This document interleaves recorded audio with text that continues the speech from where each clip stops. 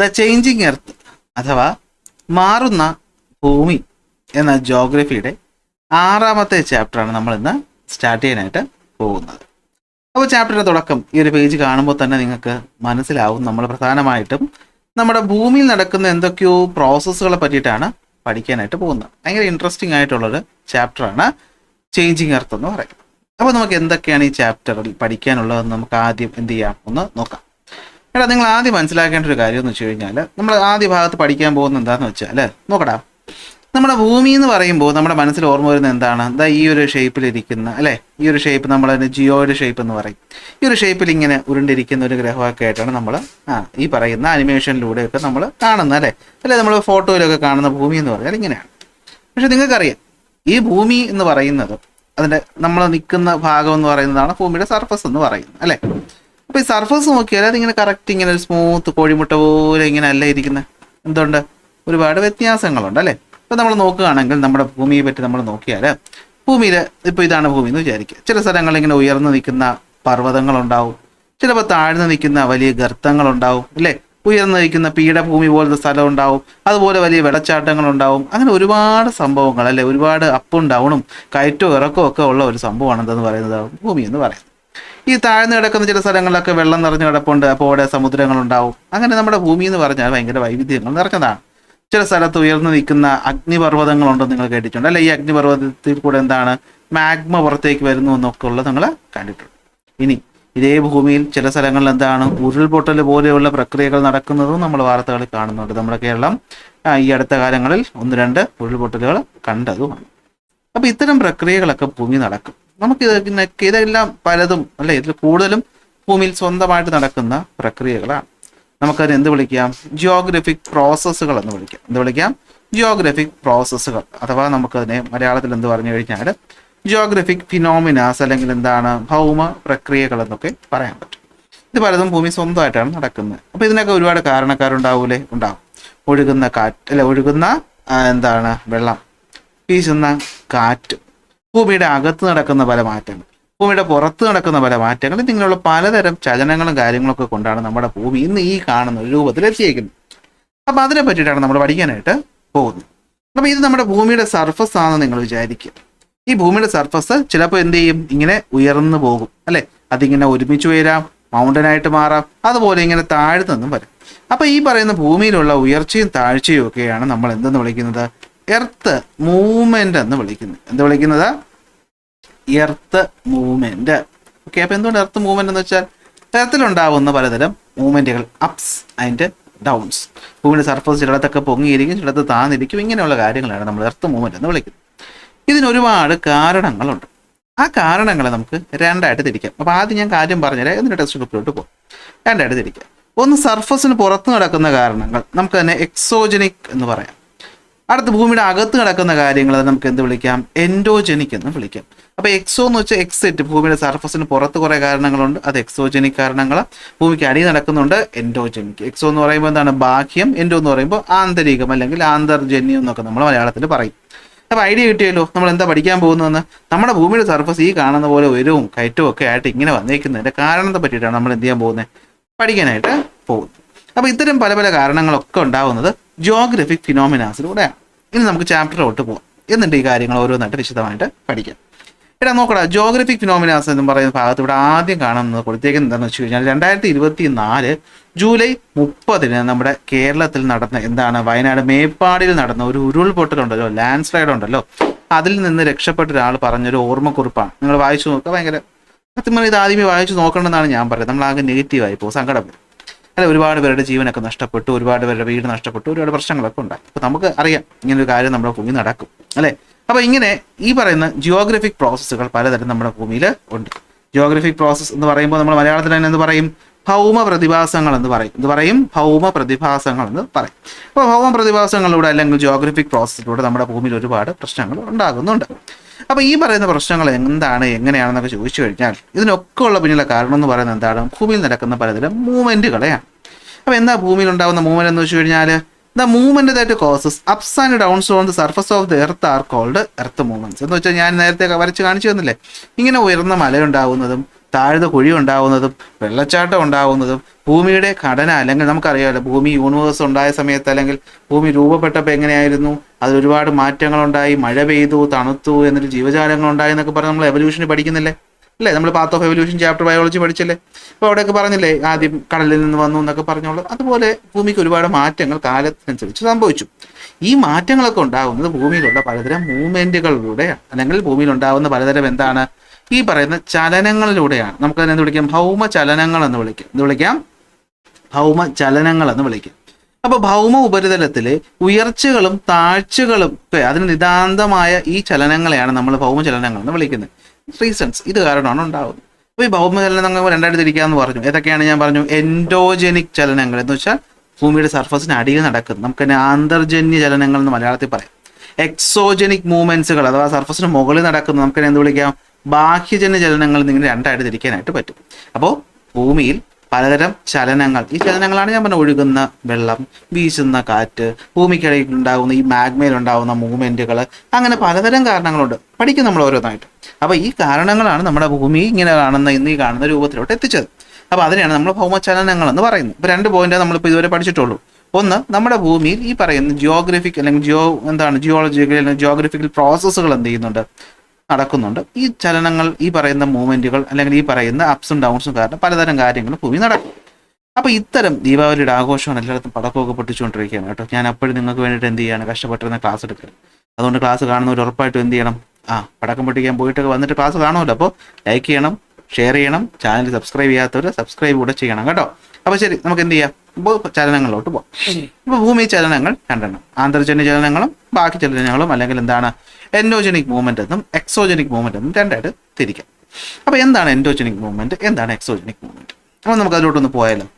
അപ്പോൾ endogenic movement exogenic movement എന്ന് വെച്ചാൽ വളരെ സിമ്പിളാണ്. അപ്പോൾ നമുക്ക് ആദ്യം എൻഡോജനിക്കിലോട്ട് പോകാം. നമുക്ക് അധികം പഠിക്കാനുള്ളതും ഫസ്റ്റ് ഭാഗത്ത് പഠിക്കാനുള്ള എൻഡോജനിക് മൂവ്മെന്റ് ആണ്. അപ്പോൾ ഇതാണ് നമ്മുടെ ഭൂമിയുടെ സർഫസ്. ഈ സർഫസിനുള്ളിലായിട്ട് നമ്മൾ നോക്കിക്കഴിഞ്ഞാൽ നമുക്ക് എന്തൊക്കെ അറിയാം? ഭൂമിയുടെ സെന്റർ എന്ന് പറയുന്ന ഒരു ഭാഗമുണ്ട് അല്ലേ? ഈ സെന്റർ ഭയങ്കര ചൂടാണെന്ന് നിങ്ങൾക്കറിയാം. അപ്പോൾ ഈ ചൂടിൽ പലതരം വ്യത്യാസം ഉണ്ടാവൂലേ? നമുക്കത് എന്ത് വിളിക്കാം? തെർമൽ ഗ്രേഡിയന്റ് എന്ന് വിളിക്കാം. എന്ത് വിളിക്കാം? Thermal gradient. നമ്മുടെ ചാനലിന്റെ പേര് തന്നെ കണ്ടോ, ഗ്രേഡിയന്റ്. അതായത് ഇങ്ങനെ മാറ്റം വരെയാണ്. നിങ്ങളും ഈ ചാനൽ കണ്ട് നിങ്ങൾക്ക് നിങ്ങളുടെ ഗ്രേഡുകൾ എന്തോ ഒരു മാറ്റം വന്ന് A+ ആവുന്ന പോലെ താപത്തിലും ചൂടിലും എന്ത് ചെയ്യുന്നുണ്ട്, ഭൂമിയുടെ അകത്തെല്ലാം മാറ്റമുണ്ട്. ഈ മാറ്റങ്ങൾ കാരണം പലതരം ചലനങ്ങൾ ഭൂമി സംഭവിക്കാം. മറ്റൊന്ന് കൺവെക്ഷൻ കറണ്ട്. അതായത് ഭൂമിയുടെ അകത്ത് ഈ പറയുന്ന ഉരുകിയിരിക്കുന്ന പാറയായിട്ടുള്ള മാഗ്മ ഇരിപ്പുണ്ട്. അപ്പോൾ നിങ്ങൾ പാല് ഈ പറയുന്ന പാത്രത്തിൽ തിളപ്പിക്കാൻ വയ്ക്കുമ്പോൾ എന്ത് പറ്റൂടാ, കുറച്ച് കഴിയുമ്പോൾ ഈ പാല് തിളച്ച് പൊങ്ങി വരും അല്ലേ? താഴെയുള്ള പാൽ ഇങ്ങനെ ഉയർന്ന് മുകളിലോട്ട് വരും. അപ്പോൾ അതുപോലെ ഈ പറയുന്ന നമ്മൾ കൺവെക്ഷൻ പഠിച്ചു ജിയോഗ്രഫി 1ാമത്തെ ചാപ്റ്റർ. അതുപോലെ ഇവിടെ എന്ത് പറ്റും, ഈ മാഗ്മയും എന്ത് പറ്റും, ഈ ചൂടിനനുസരിച്ച് ഈ മാഗ്മയും ഇങ്ങനെ മൂവ് ചെയ്യും. ഈ പറയുന്ന മാഗ്മയും താഴെ നിന്ന് ഉയർന്ന് പൊങ്ങി വന്ന് തണുത്ത് വശങ്ങളിലോട്ട് പോകും. അതാണ് കൺവെക്ഷൻ കറണ്ട് എന്ന് പറയും. എന്ത് വിളിക്കും? കൺവെക്ഷൻ കറണ്ട് എന്ന് വിളിക്കും. അപ്പോൾ ഭൂമിയുടെ അകത്ത് ചൂടിൽ വ്യത്യാസമുണ്ട്, കൺവെക്ഷൻ കറണ്ട് വ്യത്യാസമുണ്ട്. ഭൂമിക്കടിയിൽ വ്യത്യസ്തമായിട്ടുള്ള പലതരം റേഡിയോ ആക്റ്റീവ് ആയിട്ടുള്ള മെറ്റലുകളുണ്ട്. നമ്മൾ യുറാനിയത്തെ പറ്റി പഠിച്ചിട്ട് നമ്മൾ കെമിസ്ട്രി പഠിക്കുന്നുണ്ടല്ലേ, റേഡിയോ ആക്ടിവിറ്റി പറ്റിയിട്ട്. അപ്പോൾ അത്തരത്തിൽ റേഡിയോ ആക്റ്റീവ് ആയിട്ടുള്ള സാധനങ്ങളുണ്ട്.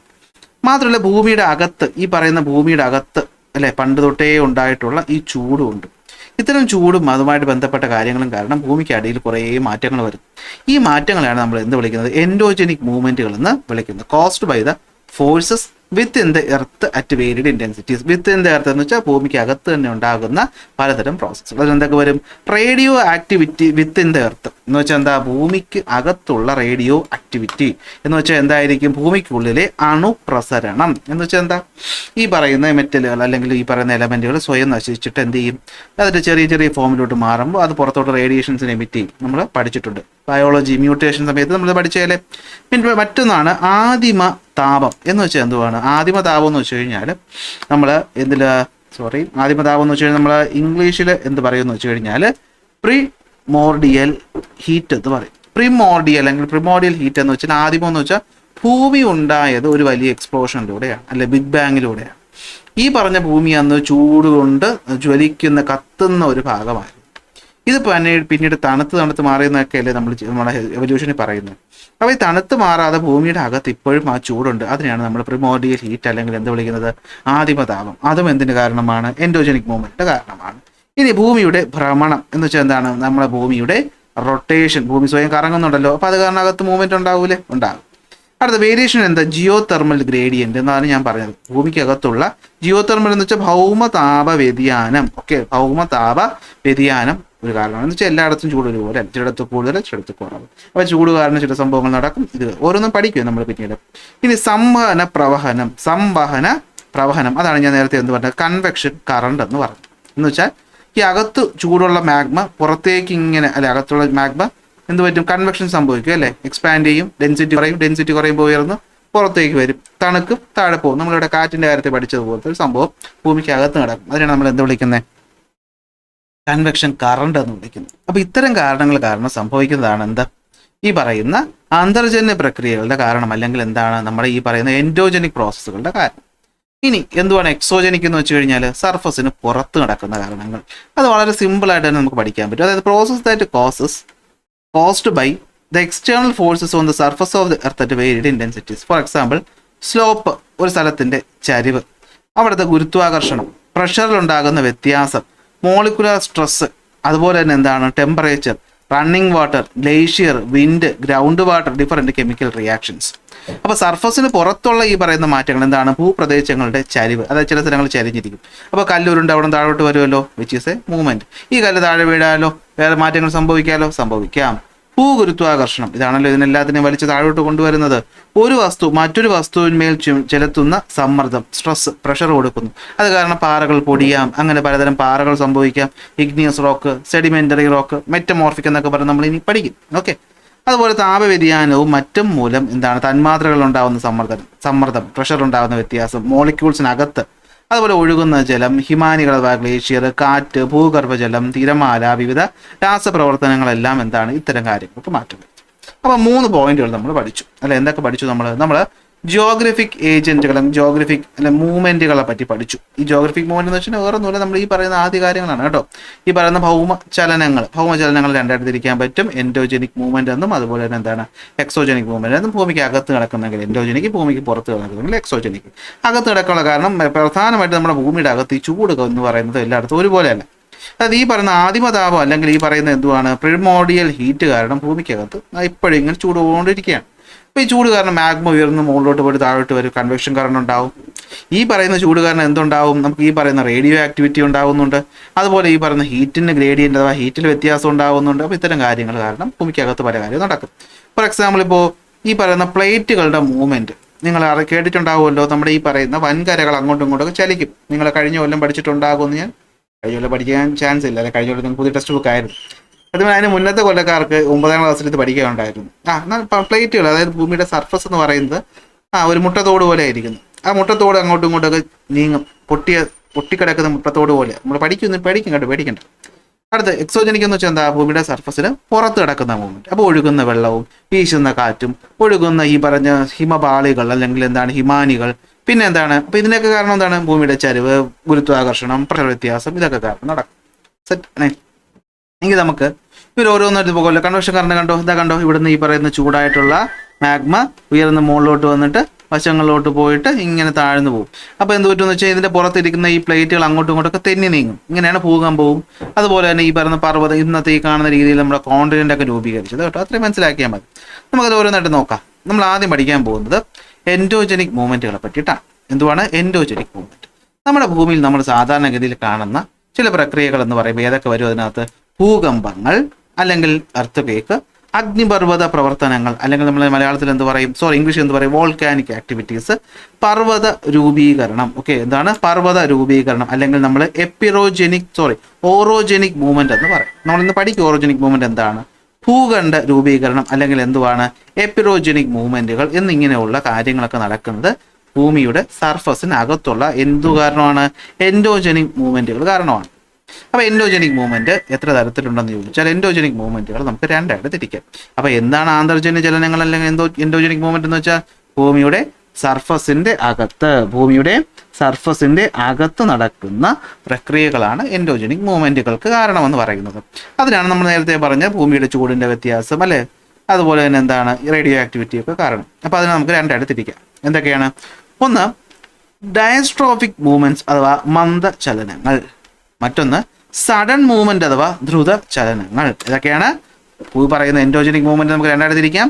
ഡയസ്ട്രോഫിക് മൂവ്മെന്റ് എന്നും സഡൻ മൂവ്മെന്റ് എന്നും. ഡയസ്ട്രോഫിക്കിനെയാണ് നമ്മൾ മന്ദചലനങ്ങൾ എന്ന് ചെയ്ത് വളരെ സ്ലോ ആയിട്ടാണ് നടക്കുന്നത്. സഡൻ മൂവ്മെന്റ്സ് എന്ന് വെച്ചാൽ നമുക്ക് അറിയാം പെട്ടെന്ന് നടക്കും. അപ്പോൾ സഡൻ മൂവ്മെന്റ് എന്ന് വെച്ചാൽ ഭൂകമ്പം പെട്ടെന്നുണ്ടാകും, അതുപോലെ അഗ്നിപർവ്വത വിസ്ഫോടനം പെട്ടെന്നുണ്ടാകും.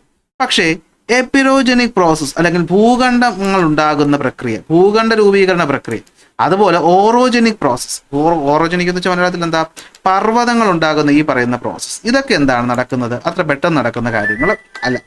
അപ്പോൾ ഈ പറയുന്ന കാര്യങ്ങളെ പറ്റിയിട്ടാണ് നമ്മൾ എന്ത് ചെയ്യാൻ പോകുന്നത്, നെക്സ്റ്റ് പഠിക്കാനായിട്ട് പോകുന്നത്. ഓരോന്നിനെ പറ്റി നമ്മൾ വിശദമായിട്ട് പഠിക്കും. അപ്പോൾ ഇതുവരെ നമ്മൾ പഠിച്ച കാര്യങ്ങൾ നമുക്കൊന്ന് ഓടിച്ചു നോക്കാമോ? ഇതുവരെ പഠിച്ച കാര്യങ്ങളൊന്ന് ഓടിച്ചു നോക്കാവോ? അപ്പോൾ നോക്കി നമ്മുടെ ചാപ്റ്ററിൻ്റെ പേരെന്തുവാണ്? ചേഞ്ചിങ് എർത്ത് എന്നാ. ചേഞ്ചിങ് എർത്ത് നമ്മൾ എന്തിനെ പഠിച്ചു? ഭൂമിയുടെ സർഫസിക്കുന്ന പല രൂപീകരണങ്ങൾ, പല പല ഷേപ്പിൽ മലയും കുന്നും ഒക്കെ ആയിട്ടിരിക്കുന്നത് എന്തുകൊണ്ടാണ്? അത് ഭൗമ പ്രതിഭാസങ്ങൾ അല്ലെങ്കിൽ ജിയോഗ്രഫിക് ഫിനോമിനാസ് കൊണ്ടാണ്. അതായത് ഭൂമിയിൽ നടക്കുന്ന സ്വാഭാവിക സംഭവങ്ങളുടെ പ്രക്രിയ ആണെന്ന് പറയുന്നത്. പേടിക്കേണ്ട, ഈ ഒരു സ്ലൈഡ് മാത്രമേ മലയാളത്തിലുള്ളൂ, ബാക്കിയൊന്നും മലയാളം ഇവിടെ എനിക്ക് പറ്റിയില്ല. ബാക്കിയൊക്കെ ഇംഗ്ലീഷിലാണ്. എർത്ത് മൂവ്മെന്റ്സ്, ഓക്കെ, ഭൗമചലനങ്ങൾ എന്താണ്? The movement that causes ups and down on the surface of the earth. ഭൂമിയുടെ സർഫസിൽ ഉണ്ടാകും അപ്സ് ആൻഡ് ഡൗൺസിനെയാണ് നമ്മൾ എന്ത് വിളിക്കുന്നത്? എർത്ത് മൂവ്മെന്റുകൾ എന്ന് വിളിക്കുന്നത്. എർത്ത് മൂവ്മെന്റിന് രണ്ടായിട്ട് തിരിക്കാം. ഏതൊക്കെയാണ്? അതിൽ ഏത് ഫോഴ്സാണ് ആക്ട് ചെയ്യുന്നതനുസരിച്ച് രണ്ടായിട്ട് തിരിക്കാം, എൻഡോജനിക് എന്നും എക്സോജനിക് എന്നും. അതിലെന്താണ് എൻഡോജനിക് മൂവ്മെന്റ് എന്ന് വെച്ച് കഴിഞ്ഞാൽ ആന്തർജന്യ ചലനങ്ങൾ which are caused by the forces that are with in the earth at varied intensities. ഭൂമിയുടെ സർഫസിൽ അകത്ത് നടക്കുന്നു. എന്തൊക്കെയാണ് അതിന്റെ കാരണങ്ങൾ? റേഡിയോ ആക്ടിവിറ്റി, ഈ ഭൂമിയുടേത്, ഓക്കെ, പ്രിമോഡിയൽ ഹീറ്റ് എന്ന് വെച്ചാൽ ഭൂമിക്ക് ആദ്യകാലം മുതലേ ഭൂമിക്ക് ഉണ്ടായിരുന്ന ആ ചൂടിന്റെ ബാക്കിയുള്ള ചൂട്, ഭൂമിയുടെ റൊട്ടേഷൻ, ജിയോ തെർമൽ ഗ്രേഡിയന്റും convection current. Geothermal gradient എന്ന് വെച്ചാൽ ഈ ചൂട് എല്ലായിടത്തും ഒരുപോലെയല്ല, വ്യത്യസ്തമാണ്. അതുപോലെ എക്സോജനിക് മൂവ്മെന്റ് എന്ന് വെച്ച് കഴിഞ്ഞാൽ എന്താണ്? ബാഹ്യജന ചലനങ്ങൾ എന്ന് വെച്ചാൽ എന്തായിരിക്കും? Caused by external forces on the surface of the earth എന്ന് പറയുമ്പോൾ എന്തൊക്കെ വരും? സ്ലോപ്പ്, ഗ്രാവിറ്റി, പ്രഷർ, സ്ട്രെസ്, പിന്നെ ഒഴുകുന്ന വെള്ളവും മറ്റു കാര്യങ്ങളും അതിനകത്ത് വരും. അവിടെ നമ്മൾ ആദ്യം പഠിക്കാൻ പോകുന്നത് ആന്തർജന്യ ചലനങ്ങൾ അല്ലെ എൻഡോജനിക് മൂവ്മെന്റുകളെ പറ്റിയിട്ടാണ്. ഭൂമിയിൽ സാധാരണ നമ്മൾ കണ്ടുവരുന്ന ഭൂകമ്പങ്ങൾ, അഗ്നിപർവ്വത വിസ്ഫോടനങ്ങൾ, മൗണ്ടൻസ്, നമ്മൾ ഹിമാലയ പർവ്വതത്തിന്റെ ഉയരം ഇപ്പോഴും കൂടുകയാണെന്നൊക്കെ പറയും. നിങ്ങൾ ചിലപ്പോഴെങ്കിലും എവിടെയെങ്കിലും കേട്ടിട്ടുണ്ടാവൂലേ? അതായത് ഭൂമിയിൽ ഈ പറയുന്ന നമ്മുടെ ഹിമാലയ പർവ്വതം, നമ്മുടെ ഈ കാണുന്ന വെസ്റ്റേൺ ഘട്ട്സ്, പശ്ചിമഘട്ടം, പൂർവ്വഘട്ടം, അതുപോലെ ആരവല്ലി മൗണ്ടൻസ്, വിന്ധ്യ സത്പുര മലനിരകൾ, ഇതൊക്കെ ഉണ്ടായതിന് പിന്നിൽ കുറേ കാരണങ്ങളുണ്ട്. ആ കാരണങ്ങളിൽ ഉള്ള മൂവ്മെന്റുകളാണ് ഓറോജനിക് മൂവ്മെന്റ് എന്ന് പറയുന്നത്. എന്ന് വെച്ചാൽ നമ്മൾ ഈ ഓറോഗ്രാഫി എന്ന് വെച്ചാൽ പർവ്വതങ്ങളെ പറ്റിയുള്ള സ്റ്റഡി എന്നാണ് കേട്ടോ. അപ്പോൾ ഓറോജനിക് മൂവ്മെന്റ് എന്ന് വെച്ചാൽ പർവ്വത രൂപീകരണത്തിന് കാരണമാകുന്നത്. എപ്പിറോജനിക് എന്ന് വെച്ച് കഴിഞ്ഞാൽ ഭൂഖണ്ഡങ്ങളുടെ രൂപീകരണത്തിന് കാരണമാകുന്ന പരിപാടി. പിന്നെ പ്ലേറ്റ് ടെക്ടോണിക്സ് എന്ന് വെച്ചാൽ നേരത്തെ ഞാൻ പറഞ്ഞില്ല, ഈ ലാവയുടെ മുകളിൽ കിടക്കുന്ന പ്ലേറ്റ് തെന്നി പോകുന്നുള്ള പരിപാടി, ആ സംഭവത്തിനകത്ത് വരും. അത് നമുക്ക് എത്രയായിട്ട് തിരിക്കാം? രണ്ടായിട്ട് തിരിക്കാം. സ്ലോ മൂവ്മെന്റ് അല്ലെങ്കിൽ ഡയസ്ട്രോഫിക് മൂവ്മെന്റ്, മലയാളത്തിൽ മന്ദചലനങ്ങൾ. സഡൻ മൂവ്മെന്റ്, മലയാളത്തിൽ ദ്രുത ചലനങ്ങൾ എന്നിങ്ങനെ തിരിക്കാം. അത് നമ്മൾ ആദ്യം പഠിക്കാൻ പോകുന്നത് ഈ പറയുന്ന ആരെ പറ്റിയിട്ടാണ്? ഡയസ്ട്രോഫിക് മൂവ്മെന്റുകളെ പറ്റിയിട്ടാണ്. മന്ദചലനങ്ങൾ. മന്ദം എന്ന് വെച്ച് കഴിഞ്ഞാൽ എന്തായിരിക്കും? വളരെ സ്ലോ ആയിട്ട് നടക്കുന്ന ചലനങ്ങൾ. നമ്മൾ അറിയത്തോലും ഇല്ല ഇങ്ങനെ ചലനങ്ങൾ. അതായത് ഇപ്പോൾ വേണമെങ്കിലും നമ്മുടെ ഭൂമിയിൽ ഈ പറയുന്ന മന്ദചലനങ്ങൾ അല്ലെങ്കിൽ ഡയസ്ട്രോഫിക് മൂവ്മെന്റ് നടക്കുന്നുണ്ടാകാം, നമ്മൾ അറിയുന്നില്ല. കാരണം അത് വളരെ സ്ലോ ആയിട്ട് നടക്കത്തുള്ളൂ. പക്ഷേ ഇത് എന്ത് ചെയ്യും? ഇത് ചലിപ്പിക്കും, ഉയരം കൂട്ടും, അല്ലെങ്കിൽ എന്ത് പറ്റും? ഈ പറയുന്ന സ്ഥലങ്ങളുടെ ഉയരം കുറയ്ക്കും. ഭൂമിയുടെ ക്രസ്റ്റിൽ എന്ത് പറ്റുന്നു എന്ന് വെച്ച് കഴിഞ്ഞാൽ, okay, diastrophism refers to the internal process that move, elevate or build up portions of the earth crust. ഭൂമിയുടെ എർത്ത് ക്രസ്റ്റിനെ ഈ പറയുന്ന മൂവ്മെന്റുകൾ നടത്തുന്നു, അതിനെ മൂവ് ചെയ്യിപ്പിക്കുന്നു, അങ്ങോട്ടും ഇങ്ങോട്ടും ചലിപ്പിക്കുന്നു.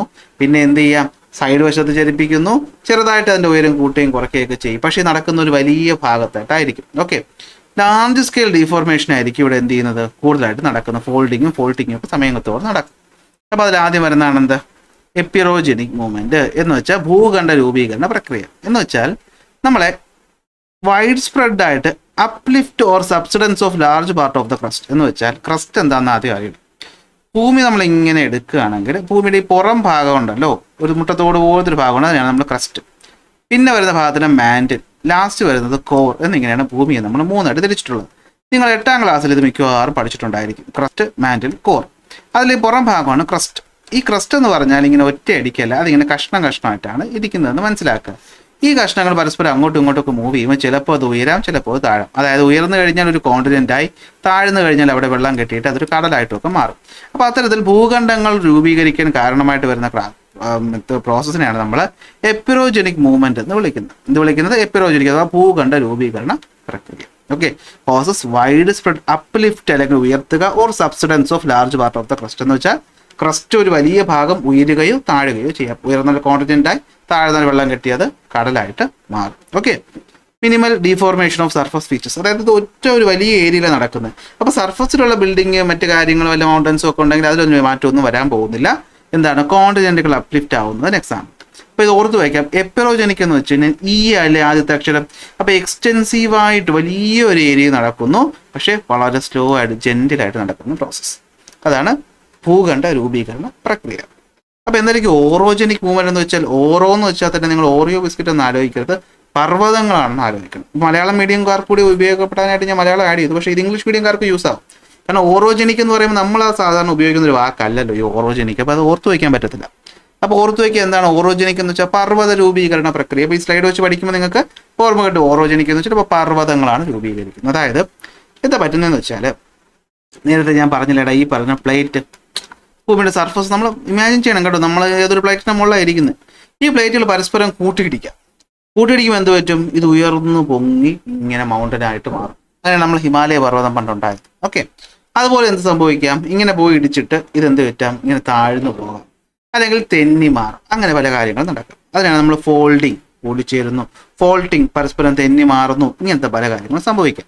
ഇത് കാരണം ഭയങ്കരമായിട്ട് ഭൂരൂപത്തിൻ്റെ ഷേപ്പേ അങ്ങ് മാറും. അതായത് നിങ്ങൾക്കൊരു കാര്യം അറിയാമോ? നമ്മുടെ ഹിമാലയം എന്ന് പറയുന്നത് നിങ്ങൾക്ക് ഇന്നറിയാം പർവ്വതമാണ്. പക്ഷേ ഈ പർവ്വതത്തിൻ്റെ ഭാഗം പണ്ടൊരു കടലിൻ്റെ ഭാഗമായിരുന്നു എന്ന് പറയാൻ നിങ്ങൾക്ക് വിശ്വസിക്കാൻ പറ്റും. അങ്ങനെയായിരുന്നു. അതായത് നമ്മൾ ഈ പറയുന്ന ഇൻഡോ ഓസ്ട്രേലിയൻ പ്ലേറ്റും യുറേഷ്യൻ പ്ലേറ്റും എന്ന് പറഞ്ഞാൽ 2 പ്ലേറ്റും ഉണ്ടായിരുന്നു. ഇവർ പരസ്പരം അടുത്ത് വന്ന് അല്ലെങ്കിൽ ഇൻഡോ ഓസ്ട്രേലിയൻ പ്ലേറ്റ് ഓടി വന്ന് എന്ത് ചെയ്തു? ഇങ്ങോട്ട് ഇടിച്ചു. അപ്പോൾ ഇതിനിടയിൽ ഒരു കടലുണ്ടായിരുന്നു. ഈ കടലിൻ്റെ ഭാഗമാണ് ഇങ്ങനെ ഇടിച്ചു പൊങ്ങി എന്തായിട്ട് മാറിയത്? മൗണ്ടനായിട്ട് മാറിയത്. അങ്ങനെയാണ് നമുക്ക് തെളിവുകൾ കിട്ടുന്നത്. അപ്പോൾ ഈ പറയുന്ന ഇൻറ്റൻസീവായി അല്ലേ ഒരു കടൽ എന്ന് പറയുന്നത് മലയായി മാറി. അതാണ് ഇവിടെ എന്ത് വളരെ ഇൻറ്റൻസായിട്ട് വളരെ ശക്തമായിട്ടുള്ള ഷേപ്പ് മാറ്റം സംഭവിക്കും.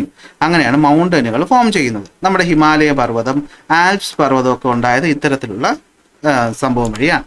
സെറ്റാണോ? അപ്പോൾ എൻഡോജനിക് മൂവ്മെൻറ്റുകൾ മനസ്സിലായാലും. എപ്പിജോജനിക്കും ഉണ്ട്, ഓറോജനിക്കും. എപ്പിറോ എന്ന് വെച്ച് കഴിഞ്ഞാൽ ഭൂഖണ്ഡം ഉണ്ടാകുന്നു, ഓറോ എന്ന് വെച്ച് കഴിഞ്ഞാൽ എന്താണ്? പർവ്വതങ്ങൾ ഉണ്ടാകുന്നു. സോ എൻഡോജനിക് പ്രോസസ്സ് എന്ത് പറ്റുന്നു?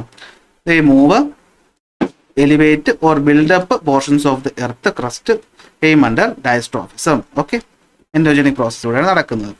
The endogenic movement that move, elevate or build up a portion of the earth crust is known as diastrophic movement.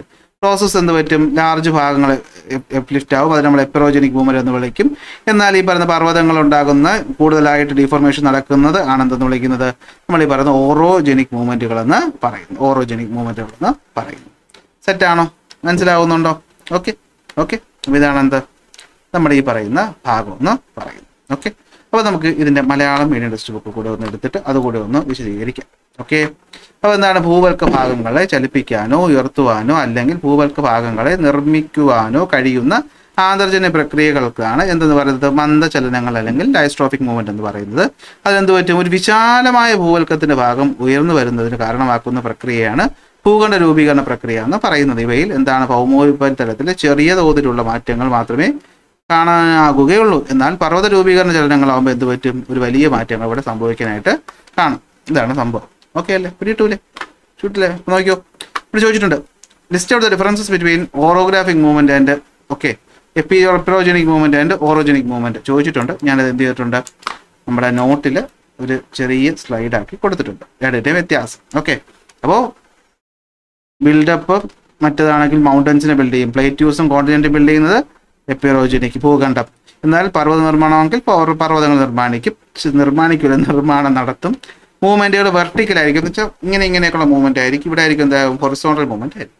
എന്ന് വെച്ചാൽ അപ്ലിഫ്റ്റും ഡൗണും മാത്രമേ ഇവിടെ വരുന്നുള്ളൂ, എപ്പിറോജനിക്ക് വരുന്നുള്ളൂ. പക്ഷേ ഓറോഗ്രാഫിലാണ്ട് ഹൊറിസോണ്ടൽ എന്ന് വെച്ചാൽ ഇങ്ങനെയല്ലേ, കൂട്ടിയിടിക്കും, താഴും, തെന്നിയൊക്കെ മാറും. വലിയ ഏരിയ, ചെറിയ ഏരിയ, ചെറിയ വ്യത്യാസങ്ങൾ വലിയ വ്യത്യാസങ്ങൾ വരുത്തും എന്നത് മനസ്സിലാക്കി വയ്ക്കും. അപ്പോൾ ഇത്രയും പോലെ നമുക്ക് ആദ്യത്തെ ഒരു ക്ലാസ് എന്നൊക്കെ ഈ ഒരു കാര്യം പറഞ്ഞ് എന്ത് ചെയ്യാം? ഇന്നത്തെ ക്ലാസ് അവസാനിപ്പിക്കാം. ഓക്കെ, സെറ്റല്ലേ? അപ്പോൾ ഇത് കഴിഞ്ഞിട്ട് ഓക്കെ, അപ്പോൾ ഇത്രയും സെറ്റ്. ഇനി നമ്മൾ പഠിക്കാൻ പോകുന്നതെന്ന് വെച്ച് കഴിഞ്ഞാൽ ഈ പറയുന്ന എന്താണ് സഡൻ ചേഞ്ച്, അതായത് ഭൂകമ്പങ്ങളും പർവ്വതങ്ങളെ പറ്റി അല്ലെങ്കിൽ എന്താണ് വോൾക്കാനോസിനെ പറ്റിയിട്ടോ. പക്ഷെ അവിടെ നമുക്ക് കുറേ കാര്യങ്ങൾ പറയാനുണ്ട്. അതുകൊണ്ടാണ് ഞാനത് എന്ത് ചെയ്യാതെ ഇപ്പോഴത്തെ ഇന്നത്തെ ക്ലാസ്സിൽ ചേർക്കാതെ നമുക്ക് അടുത്ത ക്ലാസ്സിൽ എന്ത് ചെയ്യാം? വിശദമായിട്ട് തന്നെ പഠിക്കാം. സോ ക്ലാസ് ഇഷ്ടപ്പെട്ട ലൈക്ക് ചെയ്യുക, ഷെയർ ചെയ്യുക, സബ്സ്ക്രൈബ് ചെയ്യുക. അടുത്ത ക്ലാസ്സിൽ അടുത്ത ടോപ്പിക്കുമായിട്ട് കാണാം.